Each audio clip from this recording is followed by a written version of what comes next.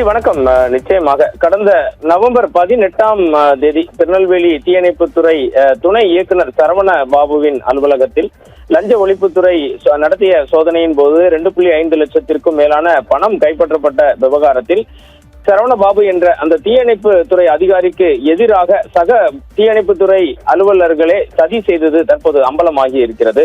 சக ஊழியரே பணத்தை வைத்து உயர் அதிகாரியை சிக்க வைத்தது காவல்துறை விசாரணையில் அம்பலமாகி திருநெல்வேலி மட்டுமல்ல தமிழகம் முழுவதுமே மிகப்பெரிய பரபரப்பினை ஏற்படுத்தியிருக்கிறது என்றே குறிப்பிட வேண்டும்.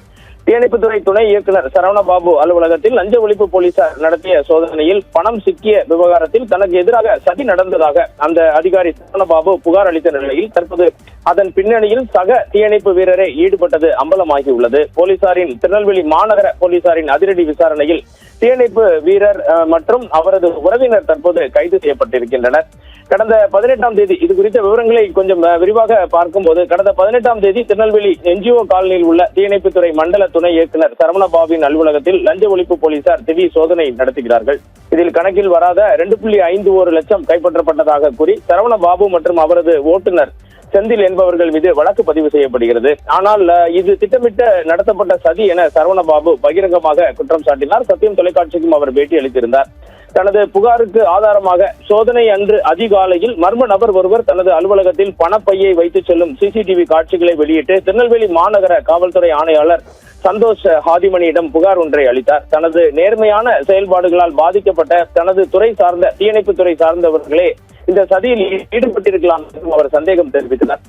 இந்த சிசிடிவி காட்சிகளை அடிப்படையாக கொண்டு திருநெல்வேலி மாநகரத்தின் காவல்துறை துணை ஆணையாளர் வினோத் சாந்தாராம் மேற்பார்வையில் இந்த வழக்கு கையாளப்படுகிறது.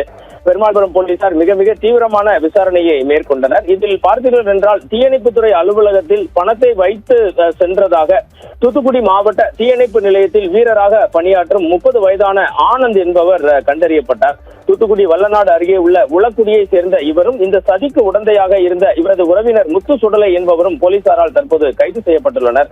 கைது செய்யப்பட்டவர்களிடம் நடத்திய விசாரணையில் பழி வாங்கும் நோக்கத்துடன் இந்த சதி அரங்கேற்றப்பட்டது தெரிய வந்துள்ளதாக முதற்கட்ட தகவல்கள் தெரிவிக்கின்றன.